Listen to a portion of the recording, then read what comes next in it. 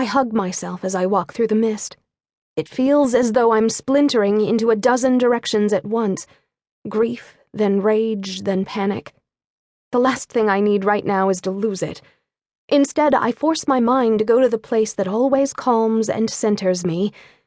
Painting.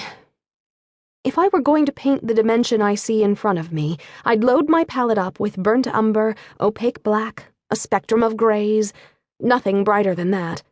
I'd have to grind something into the paint with my thumb, some sort of grit or ash, because the grime here goes deeper than surfaces. Even the air feels dirty against my skin. There's less old stone in this London than I remember, more hard metal.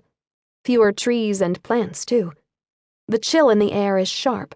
This is early December, and yet I'm wearing only a short black dress and a flimsy jacket brighter than tinfoil. Yes, it's definitely December. The devices allowed dimensional travel, not time travel. That's another Nobel Prize altogether, Mom once said cheerfully, like she might turn to it whenever she got a spare moment. Imagining painting helps a little, but my freak-out only halts when my ring starts blinking. Startled, I stare down at the silvery band around my right pinky, which is shimmering in loops. My first thought is that it's some kind of LED thing, meant for showing off in nightclubs. But if metal tabs on my jacket create holographic computers, what might this do? So I reach over and tentatively give the ring a tap. The glow swirls out, a miniature spotlight, and a hologram takes shape in the space in front of me. I'm startled for the one instant it takes me to recognize the face painted in the silver-blue shimmer. Theo! Marguerite!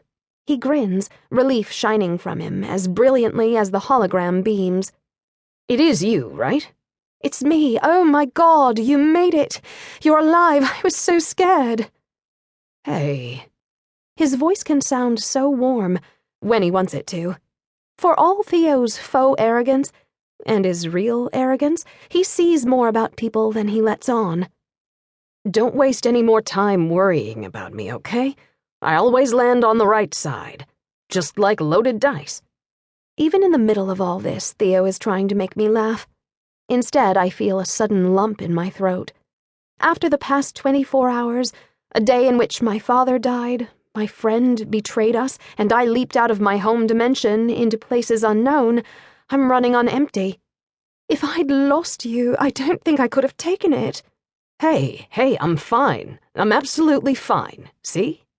You sure are. I try to make it flirtatious. Maybe it works, maybe not. I kind of suck at flirting. At any rate, the attempt makes me feel steadier. He becomes businesslike, or at least as businesslike as someone like Theo can get. His dark eyes, strangely transparent through the hologram, search my face. Okay, so you recently had a reminder because you remember me. That or I'm making one hell of a first impression. No, I didn't need a reminder. I remembered everything anyway. You said you remembered yourself anyway? He leans forward intently, temporarily distorting the holographic image. No periods of confusion? None. Looks like it's that way for you too. Guess Mum was wrong about dimensional travelers forgetting themselves. But Theo shakes his head. No, I used a reminder right when I got here.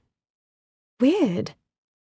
Theo seems slightly freaked by the fact that I remember things so easily.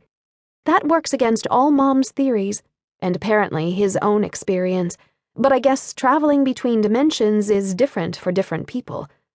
Theories only get refined through experimentation. Mom and Dad taught me that much. He says only, well, about time we caught a lucky break, because we were seriously overdue. Where are you? Boston. Looks like I'm at MIT in this dimension. I'm doing my best not to acknowledge all the Red Sox shirts in this closet. Theo doesn't care for sports at all, at least in our dimension. I thought I'd gone a long way, but damn, Meg, you landed all the way in London. Theo started calling me Meg a couple of months ago. I'm still not sure whether it's annoying or cute, but I like how he always smiles when he says it. How did you track me down so fast? Did you